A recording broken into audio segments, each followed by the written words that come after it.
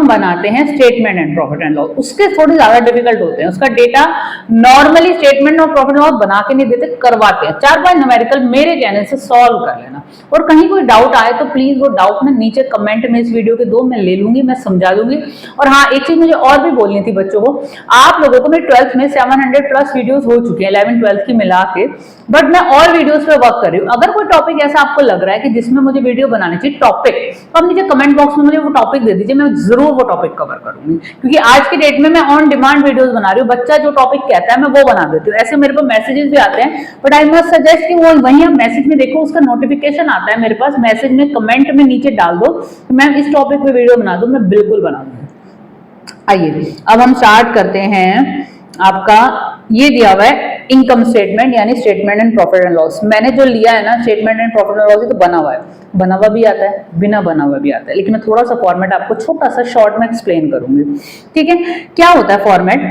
सबसे पहली चीज आती है रेवेन्यू फ्रॉम ऑपरेशंस, आपने बिजनेस से कितना पैसा कमाया। जो ये फॉर्मेट होता है इसमें भी वही चीज बात है, first column is for particular, second column is for note number, third column is for current year value and fourth column is for previous year value. Revenue from operation मतलब नेट सेल्स।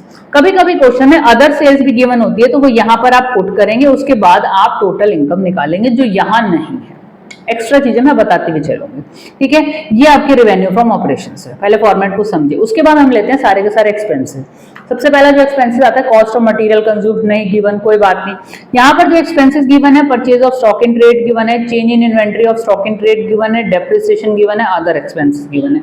जो भी expenses आपके आ रहे हैं आपको सारे put करने हैं, नहीं गिवन है जो, वो कोई बात नहीं। ठीक है, और फिर हमने करना है एक्सपेंसेस का टोटल, फिर आपको निकालना है प्रॉफिट। प्रॉफिट कैसे निकलता है? आपकी टोटल इनकम में से टोटल एक्सपेंसेस माइनस करते हैं। यहाँ पर रेवेन्यू फ्रॉम ऑपरेशन ही आपकी इनकम है, तो 6,25,000 में से 4,65,000 माइनस हुए तो आ गया 1,60,000। इस 1,60,000 के ऊपर टैक्स कटा हुआ है।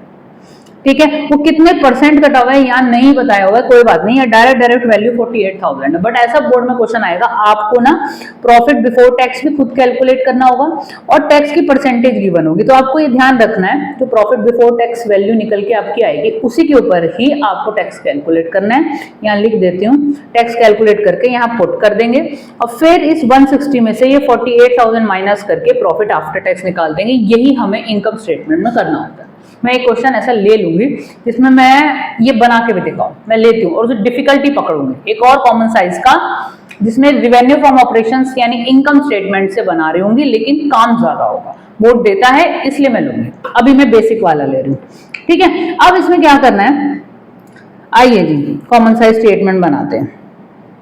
ठीक है, कॉमन साइज स्टेटमेंट में सबसे पहले आपने क्या करना है, पर्टिकुलर कॉलम, नोट नंबर, पहले प्रीवियस ईयर वैल्यू फिर करंट ईयर वैल्यू। ध्यान रखना, पहले आपकी प्रीवियस ईयर वैल्यू आ रही है फिर आपकी करंट वैल्यू आ रही है, तो पहले तो आप वही डेटा से एज इट इज पुट कर लो जो आपको यहाँ डेटा गिवन था ना।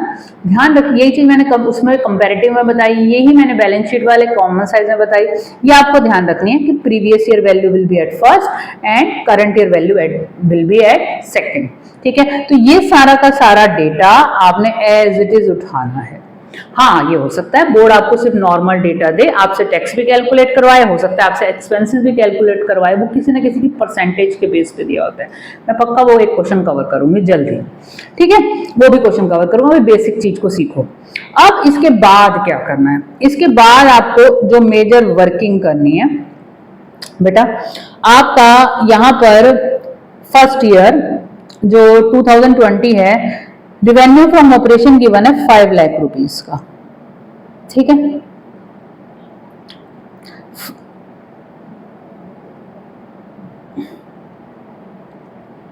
5 lakh divided by 5 lakh, everything will be divided with revenue from operations. पूरे कॉमन साइज में हर चीज को अगर किसी चीज से डिवाइड करना है that is revenue from operations. तो फर्स्ट केस में तो ये 100 ही आ जाएगा, सेकेंड केस में आप सेकेंड ईयर में आपका है 625 डिवाइडेड बाय 625 इंटू 100, तो आपका ये 100 ही आ गया। ठीक है, अब नेक्स्ट केस में जाते हैं। नेक्स्ट केस में आपको बोला है परचेज इन ट्रेड 3,60,000 की है डिवाइडेड बाय 5 लाख इंटू 100, ठीक है, आ गई 72%। नेक्स्ट ईयर आपकी 4,35,000 की आपकी है purchasing of stock in trade divided by उसी साल का रेवेन्यू फ्रॉम ऑपरेशन जो कि 625 है, इंटू 100 करेंगे तो 69.5 आएगा। ठीक है जी, आगे चलते हैं, कर करके दिखा देती हूँ। फिर आपके चेंज इन इन्वेंट्रीज आ रहे हैं, सारा नहीं करके दिखाऊंगी, इतना तो बच्चों को समझ आ ही जाता है। 15,000 डिवाइडेड बाई 5 लाख इंटू 100, तो ये आप करोगे तो आपका आ गया 3%। नेक्स्ट केस में आपका 10,000 है डिवाइडेड बाई 6,25,000 इंटू 100, 1.60। अब देखिए ब्रैकेट क्यों लगा हुआ है, ये समझा दूं मैं। देखिए जी, ब्रैकेट इसलिए लगा हुआ है क्योंकि जो स्टॉक इन ट्रेड का हमें डेटा दिया हुआ है वो नेगेटिव है, ये ध्यान रखना है आपको, नेगेटिव पॉजिटिव का। ये कॉमन साइज में तो चलो इतना इम्पैक्ट नहीं आता, बट टोटल में आ जाएगा एक तो इम्पैक्ट, दूसरी चीज आपका कंपैरेटिव में इसका बहुत इम्पैक्ट आता है। ठीक है, तो बस हर डेटा को रेवेन्यू फ्रॉम ऑपरेशन से डिवाइड करना है उसी साल के, उसी साल की। ये गलती हो जाती है हम दूसरे का जल्दी जल्दी, क्योंकि हम ये क्वेश्चन 115 पे कभी कभी 120 पे कर रहे होते हैं और आपको लगता है आपको सही है ना, पहले करके खत्म कर दो इसको यार। पर हाँ, परसेंटेज निकालना ज्यादा टाइम नहीं निकालना, इसको 3-4 मिनट में खत्म करना है आपको, ये बात आपको ध्यान रखनी है। तो बस ये सारी चीजें ऐसी निकली हैं। आगे अदर एक्सपेंसेस है आपके बेटा, डेप्रिसिएशन है 10,000 डिवाइडेड बाई आपका 5 लाख इंटू 100, फिर 15,000 डिवाइडेड बाई 6,25,000 इंटू 100, तो 2 और 2.40 आ जाएगा। ऐसी अदर एक्सपेंसेस को बेटा आप करोगे। इसके बाद टोटल एक्सपेंसेस को भी वैसे ही करोगे, बता देती हूँ एक बार, यहाँ कंफ्यूज हो जाते हैं। 4 lakh divided by 5 lakh into 100 आएगा आपका 80%। ठीक है जी, उसके बाद आपका 4,65,000 डिवाइडेड बाई 625, उस साल का रिवेन्यू फ्रॉम ऑपरेशन क्या था, तो ये वैल्यू आएगी। इसी तरीके से प्रॉफिट बिफोर टैक्स में भी यही काम करना है, इनकम टैक्स में भी यही काम करना है, प्रॉफिट आफ्टर टैक्स में भी यही करना है, यानी everything will be divided with revenue from operations into 100, that's it. इतना ही काम करना है आपको।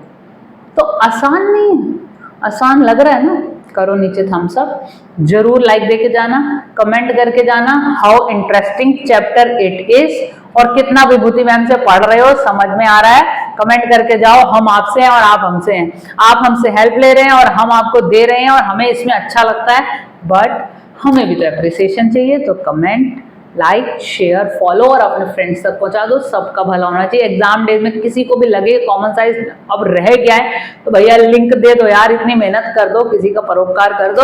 जय श्री कृष्णा।